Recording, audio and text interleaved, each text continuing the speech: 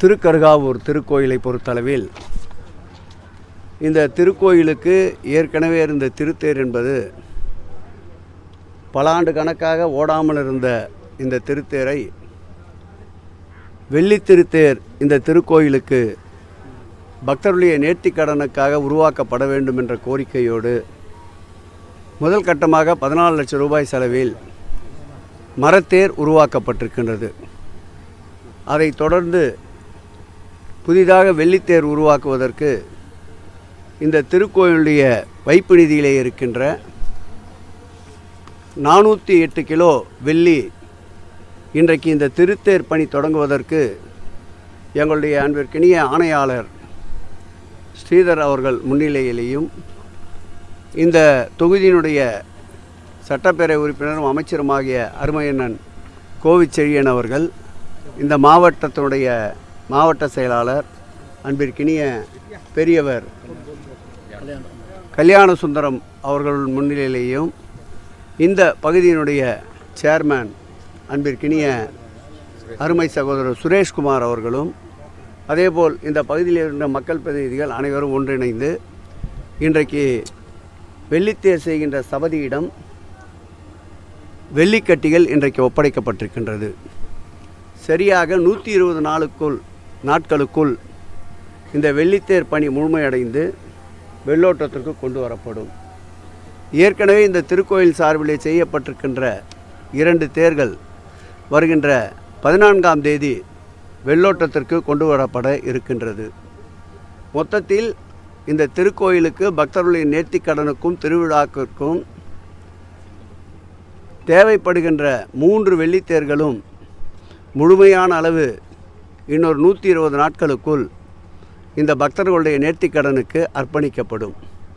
அதோடு இங்கே வருகின்ற சேவார்த்திகள் பல்வேறு அவர்களுடைய நேர்த்திக்கடனை செலுத்துவதற்காக வருகின்றவர்களுக்கு தங்கி செல்வதற்குண்டான வசதிகள் இல்லை என்று அறிந்து 2000 ஆண்டு கடந்த ஆட்சி காலத்தில் சேவார்த்திகளுக்கு தங்கும் விடுதி கட்டப்படும் என்று அறிவித்திருந்தாலும் அவர்கள் ஆட்சி இருக்கின்ற பொழுதே அதற்கேற்ற எந்தவிதமான முன்னெடுப்பு நடவடிக்கைகளும் எடுக்கவில்லை. மாண்புமிகு தமிழக முதல்வர்கள் ஆட்சி ஏற்பட்ட பிறகுதான் இந்த சேவார்த்திகள் கட்டும் மண்டபத்தை சுமார் 97 லட்சம் ரூபாய் செலவில் 9 அறைகள் கொண்ட இந்த சேவார்த்தி மண்டபம் உடனடியாக மக்கள் பயன்பாட்டிற்கு அர்ப்பணிக்கப்படுகின்றது. தற்காலிகமாக வந்து தங்குகின்றவர்களுக்கு காட்டு தலையணை, பெட்ஷீட் போன்றவை வாடகை அடிப்படையில் ஏற்படுத்தி 1 மாதத்திற்குள்ளாக திருக்கோயில் சார்பிலேயே அந்த கட்டிலோடு சேர்ந்து மெத்தை, படுக்குவதற்குண்டான, இரவு தங்குவதற்குண்டான வசதிகளும் ஏற்படுத்தி தரப்படும் என்பதை இந்த நேரத்தில் மகிழ்ச்சியோடு தெரிவித்துக் கொள்கிறோம். இன்றைக்கு மாத்திரம் திருச்சியிலே ஒரு அன்னதான கூடம், அதேபோல் திருச்சியிலே ஒரு கோசாலை, திருச்சி சமயபுரத்திலே ஒளிரூட்டப்பட்ட சமயபுரம் மாரியம்மன் திருக்கோயிலுடைய 7 நிலை ராஜகோபுரம் உட்பட 5 கோபுரங்களுக்கு ஒளியூட்டுகின்ற அந்த திட்டத்தை இன்றைக்கு பக்தர்களின் கண்குளிர்ச்சிக்காகவும் இறைவனுடைய திருக்கோபுரங்கள் கோபுர தரிசனம் கோடி புண்ணியம் என்ற வகையில் அந்த கோபுரங்கள் இன்றைக்கு ஒளிரூட்டப்பட்டிருக்கின்றன. நாளைய தினம் இந்து சமய அறநிலையத்துறையின் சார்பில் சாதனையின் வரலாற்று நாயகனான எங்கள் உயிரினும் மேலான தமிழக முதல்வர் அன்பிற்கினிய திராவிட மாடல் ஆட்சியினுடைய நாயகன் ஆட்சியில் 3000வது திருக்கோயில் குடமுழுக்கு காணப்பட இருக்கின்றது. அந்த திருக்கோயிலில் நடைபெறுகின்ற அந்த குடமுழுக்கிலே அந்த மாவட்டத்துடைய அமைச்சர் என்ற வகையில் அன்பில் மகேஷ் பொய்யாமொழி அவர்களும், அன்பிற்கினிய அந்த மாவட்டத்துடைய அமைச்சரும் மீன்வள வாரியத்தினுடைய தலைவருமாகிய கௌதமன் அவர்களும் நானும் அந்த நிகழ்விலே நாளை காலை குடமுழுக்கிலே பங்கேற்க இருக்கின்றோம். இந்த ஆட்சி ஏற்பட்ட பிறகு இந்த குறுகிய கால அளவுக்குள்ளாக 3000 ஆண்டு திருக்கோயிலுடைய குடமுழுக்கு நடைபெறுவது இந்த ஆட்சியினுடைய சாதனையில் மற்றும் ஒரு மைல்கல் என்பதை பெரு மகிழ்ச்சியோடு தெரிவித்துக் கொள்கிறேன். இந்த திராவிட மாடல் ஆட்சி ஏற்பட்ட பிறகுதான் 12 ஆண்டுகள் ஓடாமல் இருந்த நம்முடைய ராமேஸ்வரம் திருக்கோயிலுடைய திருத்தேர் வெள்ளித்தேர் ஓட்டத்திற்கு விடப்பட்டது. அதேபோல் இந்த ஆட்சி ஏற்பட்ட பிறகுதான் கிட்டத்தட்ட 10 ஆண்டுகள் ஓடப்படாமல் இருந்த வெள்ளித்தேர் ஓட்டத்திற்கு விடப்பட்டது. அருள்மிகு சமயபுரம் மாரியம்மன் திருக்கோயில் இருந்த தங்கத்தேர் 10 ஆண்டுகளாக ஓட்டப்படாமல் இருந்த தங்கத்தேரை இந்த ஆட்சி வந்த பிறகுதான் பக்தர்களுடைய திருத்தணிகை முருகனுடைய வீதி உலா வர செய்யப்பட்டிருக்கின்றது. இப்படி எண்ணிலடங்கா சாதனையை இந்த ஆட்சி ஏற்பட்ட பிறகு தேர் விஷயத்தில் வெகு விரைவாக 8 கால் பாய்ச்சலிலே திராவிட மாடல் ஆட்சி இந்து சமய அறநிலையத்துறை மேற்கொண்டிருக்கின்றது. இது குறித்த விரிவான பேட்டியை நாளைய தினம் இந்த 3000 ஆண்டு குடமுழுக்கு முடிந்தவுடன் துறையின் சார்பிலே நான் தர இருக்கின்றேன். அதையும் நாளை ஆய்வு செய்ய மேற்கொள்ள இருக்கின்றோம். அது என்ன டெக்னிக்கல் சிக்கல் என்று தெரியவில்லை. ஜூலை மாதத்திற்குள் அதை பக்தர்களின் பயன்பாட்டுக்கு ஒப்படைப்போம் என்று சொல்லியிருந்தோம். இன்னும் சற்று காலதாமதம் ஏற்படும் என்று நேற்றைய தினம் கேட்டபோது சொன்னார்கள்.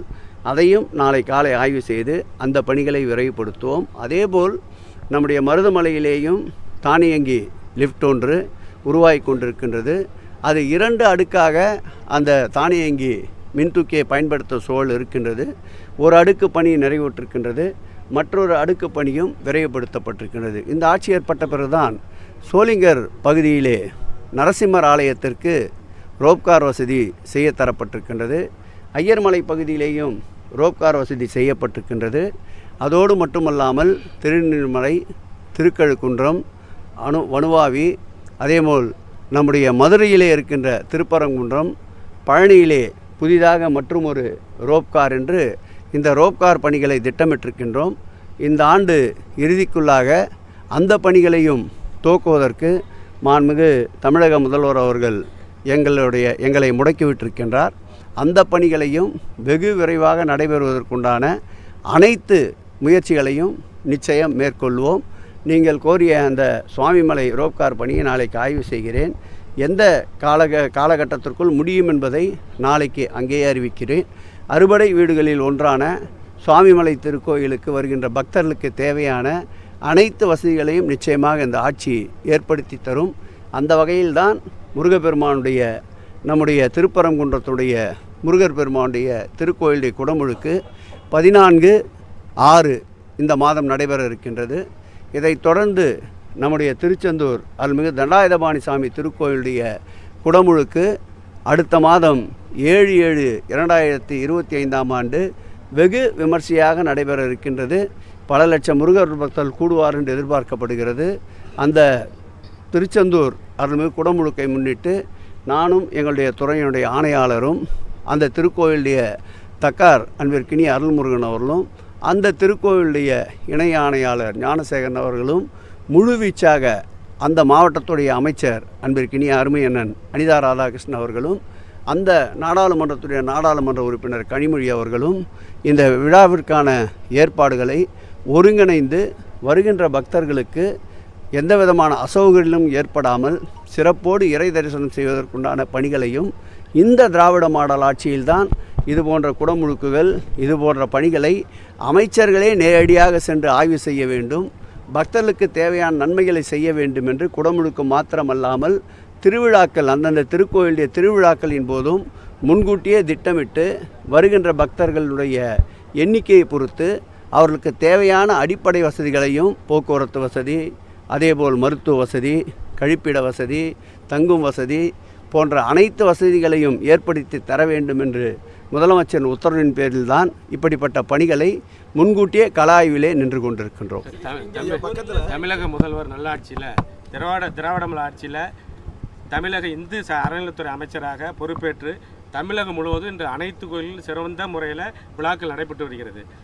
பாபநாசம் திருப்பாலதுறை பாளையவநாதர் கோயிலில் முதலாக கண்ணாடி பல்லாக்கு விழாவும் சிறப்பாக இந்த வருஷம் ஏற்பாடு செய்திருக்கிறார்கள். வரும் ஆண்டில் சொந்த கண்ணாடி பல்லாக்கு வாங்குவதற்குரிய ஏற்பாடுகளை செய்து தரும்படி அறநிலையத்துறை நம்முடைய நிறுவனருடைய கோரிக்கை நிச்சயம் நிறைவேற்றி தரப்படும். இந்த ஆட்சியை பொறுத்தளவில் இன்னார் இனியவர் என்று அல்ல, ஜாதி மதங்களுக்கு அப்பாற்பட்டு உதாரணத்துக்கு சொல்ல வேண்டுமென்றால் சுவாமிமலையினுடைய அந்த பகுதியினுடைய சட்டமன்ற உறுப்பினர் அன்பிற்கினிய அருமையண்ணன் இஸ்லாமிய சகோதரர் ஜவஹர்லா தான். அவருடைய கோரிக்கையை ஏற்றுதான் சுவாமிமலையிலே 3.5 கோடி ரூபாய் செலவிலே மின்தூக்கி அமைக்கப்பட்டு கொண்டிருக்கின்றது. அந்த வகையில் ஜாதி மதங்களுக்கு அப்பாற்பட்டு இன்னார் இனியவர் என்று இல்லாமல் நியாயமான கோரிக்கைகள் எதுவாக இருந்தாலும் அதை ஏற்று செயல்படுகின்ற ஆட்சி திராவிட மாடல் ஆட்சி என்பதற்கு நம்முடைய நிருபர் கேட்ட அந்த கோரிக்கை அடுத்த ஆண்டிற்குள் நம்முடைய மாண்புமிகு முதலமைச்சர் அவருடைய அனுமதியை பெற்று இறையர்களால் நிச்சயம் கண்ணாடி பல்லாக்கு உருவாக்கி தரப்படும். கடைசியாக சுவாமிமலை கோயிலில் சார் கொரோனா பீரியடில் அந்த மெயின் கேட்டை சாத்தினாங்க. இதே வரைக்கும் மத்தியானத்தில் அதை தொடர்ந்து சாத்தி நாளை தினம் பார்வையிடுகிறோம். அதையும் திறக்காத நம்முடைய நெல்லையப்பருடைய கிழக்கு வாசலை பார்த்தால் 18 ஆண்டுகள் மூடியிருந்தது. இந்த ஆட்சி ஏற்பட்ட பிறகுதான் 18 ஆண்டுகளாக மூடப்பட்டிருந்த அந்த கிழக்கு வாசல் கதவுகள் திறக்கப்பட்டன. நம்முடைய அருள்மிகு காஞ்சிபுரம் ஏகாம்பரநாதேஸ்வரர் கோயிலில் ஏகாம்பரநாதர் கோவிலில் கிட்டத்தட்ட 12 ஆண்டுகள் 1000 கால் மண்டபத்தினுடைய கதவுகள் மூடப்பட்டிருந்தன. இந்த ஆட்சி ஏற்பட்ட பிறகுதான் அந்த 1000 கால் மண்டபங்களுடைய கதவுகள் திறக்கப்பட்டன. அருகிலே இருக்கின்ற சேலத்திலே வனபத்திரகாளி அம்மன் திருக்கோயிலிய அதேபோல் வாசல் கதவு மூடப்பட்டிருந்தன. இந்த ஆட்சி ஏற்பட்ட பிறகுதான் அந்த கதவுகளும் திறக்கப்பட்டன. அந்த வகையில் நீங்கள் கோருகின்ற அந்த சாமிமலையுடைய நாளை ஆய்விலே அதையும் பார்வையிடுகிறோம். நிச்சயம் யாருக்கும் எந்த விதமான கீஞ்சிற்றும் அபாயம் இல்லை என்ற சூழல் இருக்கின்ற போது நிச்சயம் அந்த கதவுகளும் திறப்பதற்குண்டான வழிவகை காணப்படும்.